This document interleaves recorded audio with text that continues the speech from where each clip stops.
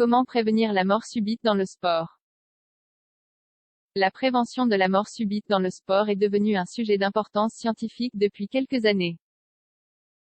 Les cardiologues sont les plus impliqués dans la recherche d'une méthode permettant de détecter précocement les problèmes pour éviter la mort.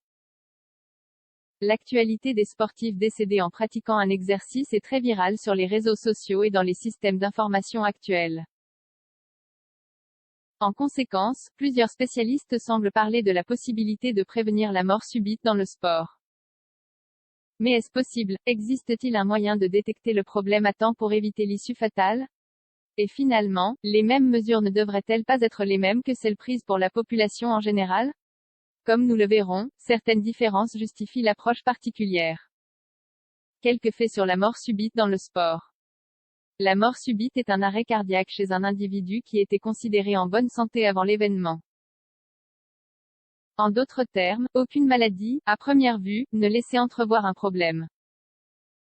Cependant, une fois que les patients sont soigneusement étudiés, les médecins sont bien capables d'identifier des prédispositions. Il n'y a pas de différence significative de cas parmi les athlètes, en tant que groupe général, si on les compare avec le reste de la population. Cependant, parmi ceux qui font de l'exercice intense, l'incidence augmente, atteignant plus d'une mort subite pour 100 000 habitants. Les archives rapportent que la plupart de ces décès surviennent au printemps et dans l'après-midi. Ceci est lié aux heures et aux saisons habituelles de compétition dans chaque hémisphère de la planète. Lorsqu'un athlète meurt en pratiquant un sport sans cause traumatique justifiant la mort, jusqu'à 90% du temps, le coupable est une cause cardiovasculaire. Cela dépend fortement de l'âge. Chez les moins de 35 ans, le risque est presque inexistant. Au contraire, à un âge plus avancé, on peut atteindre des valeurs de 1 décès pour 18 000 habitants. Cause de mort subite dans le sport.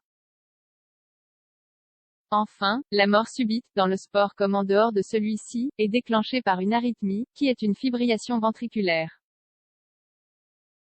Dans cette condition, la partie inférieure du cœur, les ventricules, bat de manière désordonnée et l'organe est incapable de fournir du sang au tissu. Les plaques d'athérome se sont avérées être la cause principale chez la plupart des patients étudiés après avoir subi un événement. Elles consistent en une accumulation de caillots attachés aux artères, constitués de cellules sanguines, de plaquettes, de tissus fibreux et de cholestérol. On soupçonne que, lors de l'effort sportif, la plaque d'athérome se rompt et obstrue brusquement la circulation. Lorsqu'elle est située dans les artères coronaires, qui irriguent le cœur, elle coupe l'apport d'oxygène et de nutriments jusqu'à ce qu'elle provoque une nécrose cellulaire, qui est la mort des cellules. Dans une moindre mesure, il existe des causes héréditaires qui ne peuvent être évitées en relation avec la mort subite dans le sport. Quoi qu'il en soit, comme nous le verrons plus tard, elles peuvent être détectées à temps avec un électrocardiogramme régulier. Il existe 2 formes qui sont les plus connues de la génétique. Cardiomyopathie arythmogène, les cellules du cœur dégénèrent et passent du muscle à la graisse. À long terme, ces zones cardiaques perdent leur fonction et présentent des arythmies répétitives, notamment à l'effort. Hypertrophie, chez ces patients, la paroi du cœur augmente progressivement en taille. Cette augmentation rend de plus en plus difficile pour le sang de quitter les ventricules. Ainsi, le sang n'est plus distribué dans tout le corps. Lorsqu'un point culminant est atteint, une mort subite survient. Comment prévenir la mort subite dans le sport? Connaissant ses causes et comment elles se présentent, il convient de réfléchir aux moyens de prévenir la mort subite dans le sport. Et la première réponse qui survient, presque immédiatement, est la réalisation d'un examen physique avec un électrocardiogramme pour tous les athlètes. Sur le plan juridique, de nombreux pays obligent à certifier les activités fédérées ou professionnelles avec un tel examen. Cependant, il existe un débat scientifique sur sa valeur dans la prévention de la mort subite. Si pour la génétique et l'hérédité, le test peut aider, les plaques d'athérome sont indétectables lors d'un électrocardiogramme. Pour cette raison, on parle aujourd'hui d'un examen médical global qui comprend plus d'éléments et pas seulement un électrocardiogramme. Un bon examen physique avec des laboratoires adaptés à l'âge et une demande de méthode complémentaire spéciale en cas de doute serait nécessaire. Rappelons que les plaques d'athérome sont plus fréquentes chez les personnes âgées, mais ne sont pas facilement détectables. En revanche, les mêmes recommandations s'appliquent pour les sportifs que pour la population générale en ce qui concerne les facteurs de risque. Ainsi, les éléments suivants doivent être pris en compte. Contrôler l'obésité. Réguler la tension artérielle et la glycémie. Réduisez le mauvais cholestérol.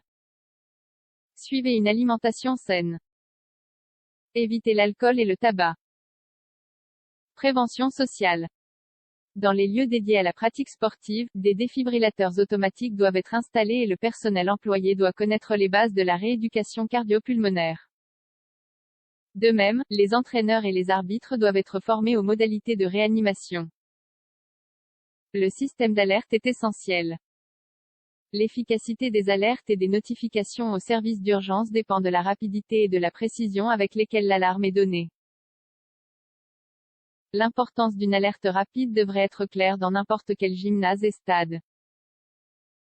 Tous ces lieux à risque devraient avoir des personnes responsables des appels et formées pour le faire.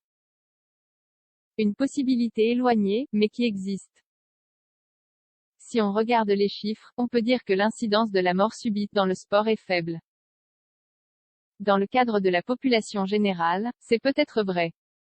Cependant, les données pour les plus de 50 ans pratiquant un sport intense sont bien plus inquiétantes. Par conséquent, une grande prudence est de mise. L'examen est important et doit être effectué de manière approfondie. Il ne doit pas être vu comme une procédure de plus qu'il faut subir. Toutes les méthodes complémentaires demandées doivent être réalisées et évaluées dans le contexte du patient concerné. Il y a aussi une responsabilité générale de la société, des propriétaires de centres sportifs et de ceux qui réglementent les activités. L'existence de défibrillateurs, l'éducation sanitaire sur le sujet et la vitesse des alertes sont des éléments qui contribuent à réduire le problème.